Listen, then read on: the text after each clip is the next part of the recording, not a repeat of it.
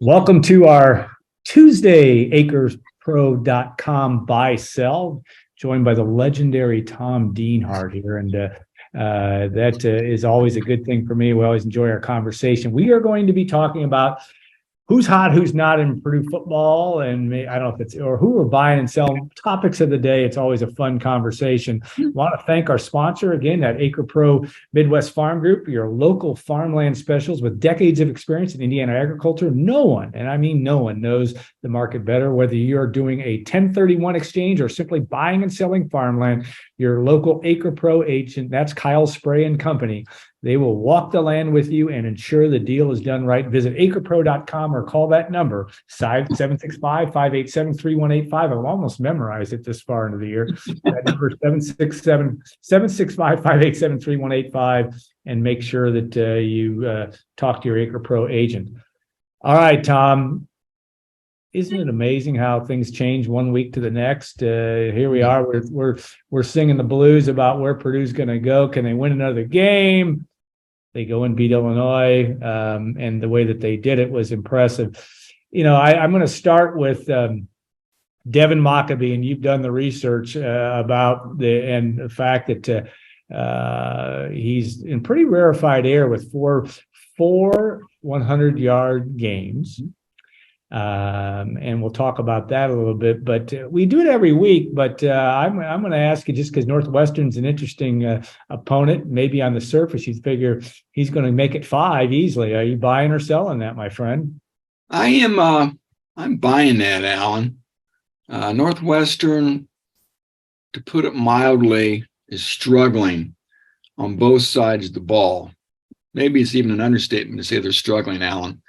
The bottom seems to have fallen out of this proud program. It's crazy, isn't it? Yeah. 2018, 2020, they go to the Big Ten title game.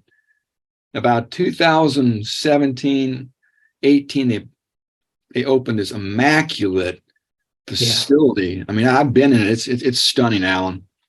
That was the recruits are going to flock to Northwestern, Alan, with that. Oh, look at this facility. We're going to the Big Ten title game. Look at Northwestern now. They're 1-9. So all this stuff about facilities and going to fancy bowls and title games, I don't want to get up on a tangent, but I just think the templates are largely laid for these programs. They're always going to get the same players, probably regardless of whatever you do. Unfortunately, that's the run with college athletics. But I digress. I do think Mockabee will get over the 100-yard mark, Alan. He's got 732 yards this year. We can talk about this later if you want, or maybe at another time. But I think the kid's going to get 1,000 yards. He only needs to average a little under 90 yards the last 3 games. And I'm counting a bowl game here. Yeah. So anyway, I do think, again, he can victimize this Northwestern defense. 9 losses in a row. What's their attitude coming in here, Alan? The season's lost. There's actually some heat on Fitzgerald.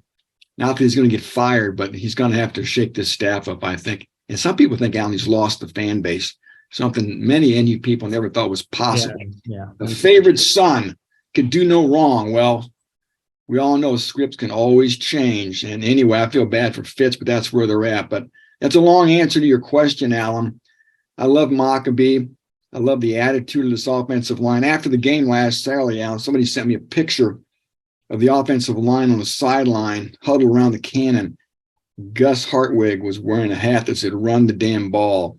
Every offensive lineman loves that. It's your machismo. It's a sign of toughness if you can just out-muscle somebody and drive them off the line and run the ball. So I think they like this. And but somebody pointed out to me, Alan, well, senior day, I think they're going to let Aidan O'Connell air it out here. So keep that in mind, too. This is Aidan O'Connell's last time to play in Ross-Ade. And I think, I'm not saying Jeff Brom's going to make that his top goal, but I wouldn't be shocked if they let Aidan try to have a nice 400-yard game. You know, it's interesting. Aidan has never had, I think it's still the case, never had a 300 to 350-yard game, but he's had all of his big over 300 have been over 350. Of course, he only threw for 237 last week. So, all right, I'm going to ask you then, are you buying or selling 400 yards against Northwestern? I am. I had that kind of on one of my topics. Just for that very reason, it's his last game, and they're playing a very bad team. And I think they're going to let Aidan try to throw it around as long as the conditions aren't crazy. I haven't looked at the weather yet. I'm sure it's going to be cold. Cold. It's not. I think it's going to be dry and maybe a little bit of windy. Yeah, but I think Aidan, I do think he's going to go for over 400, and they're going to let him throw it all over the field, Alan. Maybe they'll have a little bit of fun too, or maybe they'll keep some tricks up their sleeve for later. But heck, we're in the game 11 at this point. So again, it could be a fun afternoon, I think. High of 40, low of 18. And at game time, it is going to be a little windy, at least as of right now, 20 mile an hour wind. So we'll see. If, of course, that's the long range projection for that for the game Saturday. I'm going to sell that. I don't think he gets. And again, I'm biased by if the game is out of hand. Yeah, that's true. That's true. But I do think Maccabee will go for over 100. But I think that Aidan will have his first between 300 and 350 yard game. I was impressed by the way he played last week and the job he did, even though he only threw for 237. All right, now Maccabee, you've done the research again. He could become the first 5-time 500-yard games as a Boilermaker dating back to Joey Harris, right? Now, because Gerard Voigt was had done 4 in 2005. He's the last one to do 4. Yeah, it was in the media guide. I know we were talking about it yesterday. Joey Harris had done it 6 times in 2002. Cluster guys, you're right. And impressive numbers as it is. Devin Maccabee has really been a great addition to this team. All right.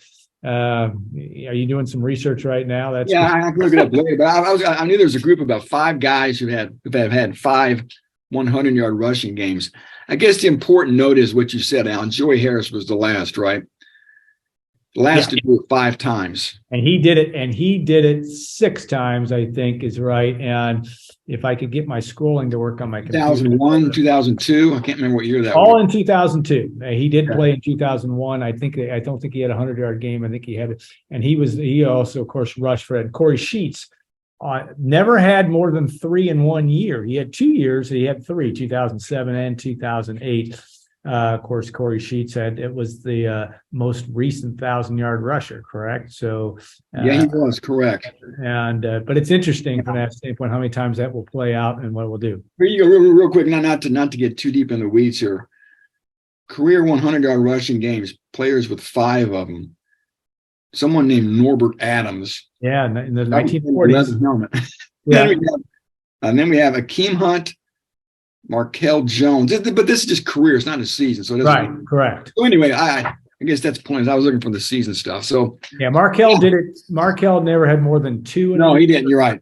Yeah, and as well. But of course, Markel was the last one to run over 200 yards. He had 217 yards in the bucket game. As well, I believe. I guess in point, I pointed out. I'm posting a Devin Maccabee story today, and the best single individual rushing season under Jeff Brom was by DJ Knox, 2018, 800 some odd yards. So I think Devin's going to easily eclipse that. Yeah, and DJ also had I think two years where he did it twice in a year, but. But you're right. I think Devin Maccabee is the best of the lot. We've watched that transpire, and he's been really, really good in terms of that. All right, let's do a buy sell on bowl games. Will Purdue play in a warm weather bowl? Now I'm going to put Charlotte as a kind of warm weather. Buying or selling that? I'm gonna sell it. I think for some reason Purdue's going to get jobbed. And go to New York. I was looking at some projections yesterday. I wouldn't be shocked if the two Florida bowls for the Big Ten in Tampa and Orlando. I've seen Iowa and Tampa and Illinois and Orlando. And I bet you Illinois is going to lose this weekend. They're going to beat Northwestern. So what would they be, 8-4, just like Purdue? I just think the TV people are going to have fallen in love probably and want to get this Illinois program some real love. And I bet you Illinois gets tabbed to go to Florida. But Penn State's got to figure in there too, right? Yeah, they do. I can't remember where they had Penn State playing. They had them playing somewhere else. This is Brett McMurphy's bowl projections. It is interesting how that plays out because you have to assume that the Ohio State Michigan winner will be in the college football playoff. The loser will be in the Rose Bowl. And that's the other thing. If Penn State somehow makes the New Year's Day 6, which is possible. I think that's what he was thinking. And then that brings everybody up. And then you're right. It's Illinois, Iowa, and Purdue for the 2 Florida spots.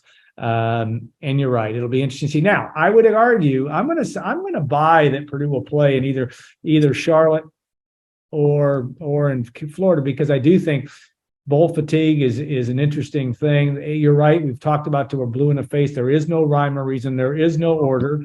No. It doesn't really matter where you finish. Certainly Iowa is good, but Purdue, all things being the same, hasn't played in Florida since 2006. So there might be some attractiveness, but Purdue needs to finish 8-4. It may not really matter.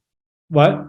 They're probably not going to matter. Yeah, and of course, if Iowa wins, and that's the other thing. I'm going to ask you this question. This is a goofy one because it's almost silly. Buying or selling that playing in the Big Ten championship game is a good thing for Purdue. I think it's a nice feather in the cap for Braun. No matter what happens from who you play, Ohio. Yeah, it's all gravy from there out. You're playing with house money, right? You're just glad to crash the party. And you're trying to steal drinks and dance with the girls and hope nobody notices. You just have a good time. So at that point, yeah, my goodness, just to get to the Big Ten championship game, like I said, just a great accomplishment for the program and for Braun. So yeah, I think so. Even if they get beat 59-0, who cares? Like I said, just getting there, getting on that stage. And if you're one of those people that really thinks exposure matters, I guess I'm not one of them. I think exposure is overrated. Like, how much is being on those MACtion games really help the MAC? You really think that's getting recruits to go to MAC school? I mean, I don't want to get off on a tangent. I just think exposure is overrated, and it doesn't really give the benefit people think it seems to give. But anyway, I think it still will be a good thing, regardless of the outcome, for Purdue to at least you can sell that if you want to kids. Hey, man, you can come to Purdue and we can play in big games. So that's always something else you can put on your brochure as you're handing and talking to recruits, right? Yeah, and I almost apologize for saying that, something that's stupid or silly. It obviously is a good thing no matter what. I don't know that I totally agree with you on the exposure front. I think it does help you. I think it helps Jeff Brom's resume for whatever he does in his future. It's all a good thing, and you can say, hey, we won 8 consecutive 2 years in a row, winning 8 straight or 8 games. That's impressive in its own right. A chance to do it 2 years in a row and 9, and that would be what did you look that up? The last time they won 9 in a row, 9 games, 2 years. It was Joe Tiller's first 2 years, 97, 98. And that would be impressive as well. So obviously you want to play, and you know what? You somehow pull one of the biggest upsets. It would be the biggest upset of the season if you beat Michigan or Ohio State in that. Yeah, that's the thing. Then you end up in Pasadena. You might end up in Pasadena, right? We see upsets all the time. You never know. Yeah, that part I think is a true statement. That it will be interesting to see what happens, and you always want to take that opportunity from if you're Purdue. Okay. Attendance has been, we don't know. We haven't been able to, we think there's at least, there's tickets still available for Saturday. The weather, like we said, is going to be okay. It doesn't look like it's going to snow. Will Purdue get over 53,000? That would be 4,000 short of capacity for this senior day event. And we're coming in a little bit blind in this because I'm not exactly sure where the Boilermakers stand in terms of attendance, but you think you're going to be over 53,000 for this one? I do. I think that win last weekend re-energized the fan base after the 2-game losing streak. Great crowds all year, Alan. It's really been impressive. I tell you what, I was obviously at Illinois last week. Not a good crowd. Yeah. Not for the stage that program has ascended to this year. You would think they would be going bananas, wouldn't you? Nope. Last game of the year at home, senior day, a huge game against Purdue. It's not even sold out. It ain't close to being sellout. Yeah. So again, Purdue fans turn out. I mean, it's funny. We all know it leans to be a basketball school, but I've always said, when Purdue's rolling, that place has been packed when I was a kid. My whole life, when they're good, they fill it up, and that's not the case at other places when they're good. Yeah. We see it.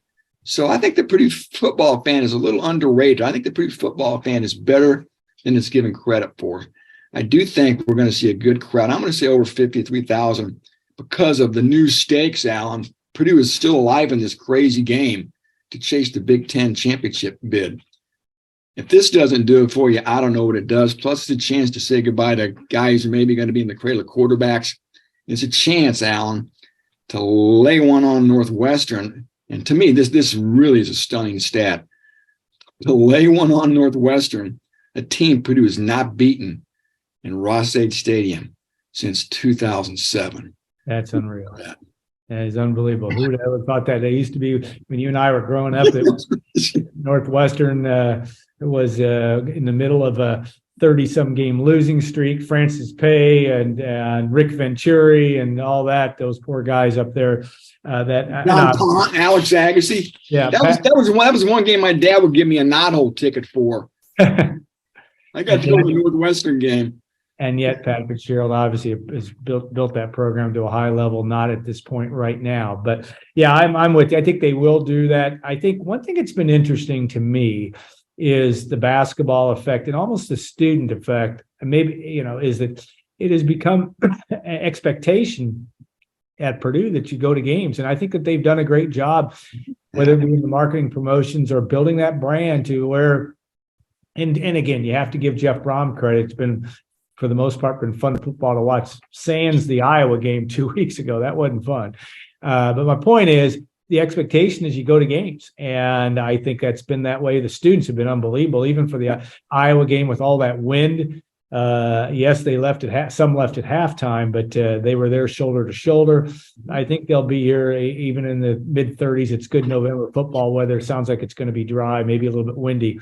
But I think they'll be, and that's a great credit to. I guess my point is, with the way Mackey Arena is now, when you're selling out games against Austin P, and people are showing up, it's not just you're selling games out; it's whether they're coming or not. And even for that season opener against Milwaukee, very full crowd. It wasn't 100% full, but it was dang near full, and that's extremely impressive. And that's become the norm in West Lafayette. And I think that that's something we didn't always see. I agree that in the years when Purdue was good, Jim Young era, Joe Tiller era, they built that fan base back up and they came. The other thing that's good too is today's world of electronic ticketing. You can sell tickets in a hurry.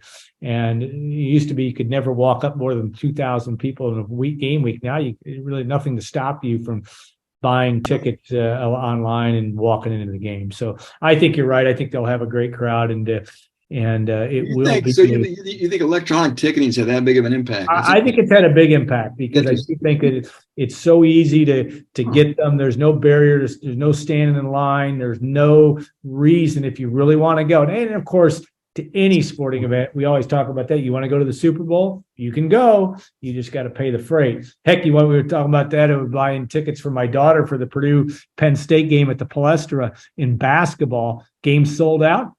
It was her birthday. I bought tickets. They weren't cheap, but I got them. And it's the way of the world today. So I think that does help from that standpoint. It does make a big difference from that.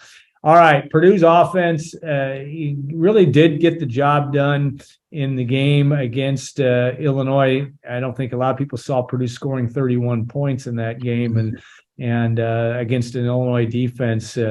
Buy or sell that they'll be over 40 this week against Northwestern. Yeah, and I would buy that without a doubt. Remember, Purdue missed a 44-yard field goal into the wind against Illinois. It was a tough kick, but they could have had more.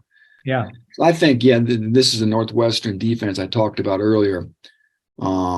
Just look at the stats on the NCAA site. It's not pretty. I posted today, Alan, the opponent view, and some of that's chronicled in the opponent view, what Northwestern's given up, and it kind of chronicles their struggles. So, yeah, they're struggling, and like I said, it's late November. You're 1-9. You're on the road. How much want to do you have left as well? So that's going to be part of it. If they get punched in the nose early, Alan, they're down 14-0. I don't want to, degrade Pat Fitzgerald's culture or what he's built there. But boy, those are tough circumstances for anybody to stand in there and keep trading punches with somebody when you know your season's already lost and you know you're already losing big. So I think Purdue could jump on these guys quick, Alan, and this could be a very 1980s Purdue Northwestern-esque type of a score when it's all said and done.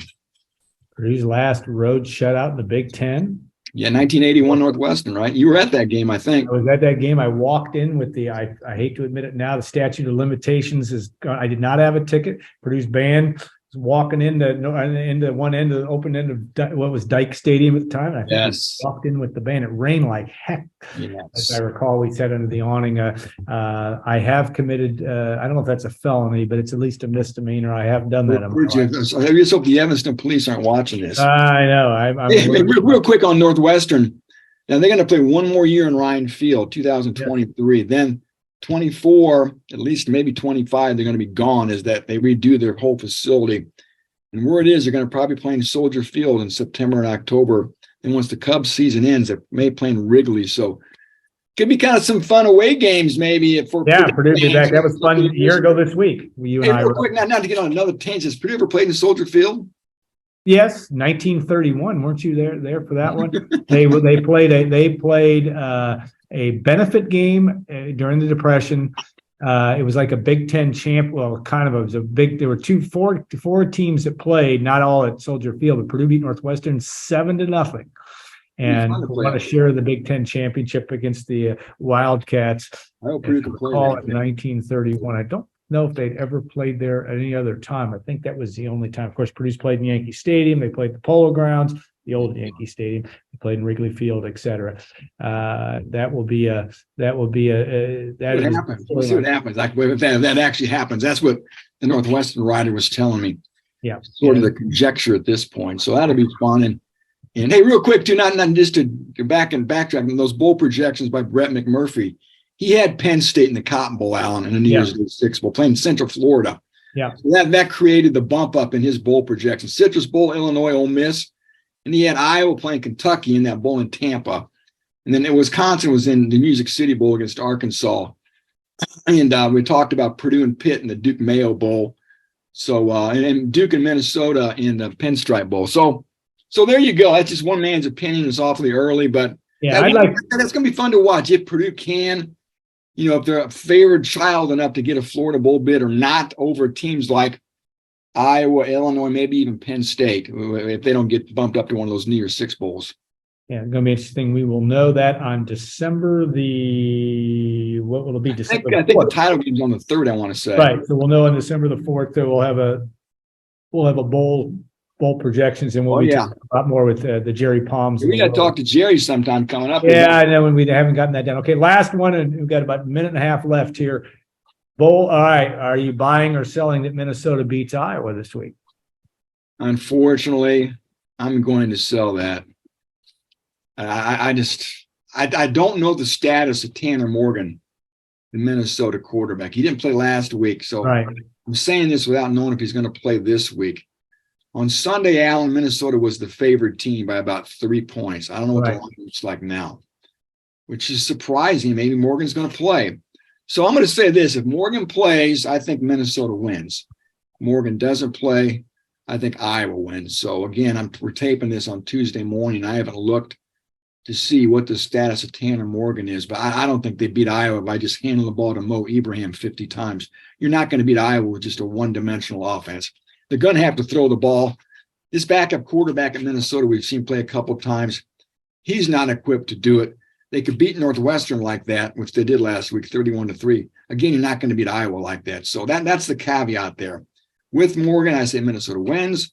Without Morgan, I say the Hawkeyes prevail. And Allen, if Hawkeyes win, game, set, match, and point, because they are not losing on Black Friday at home to Nebraska.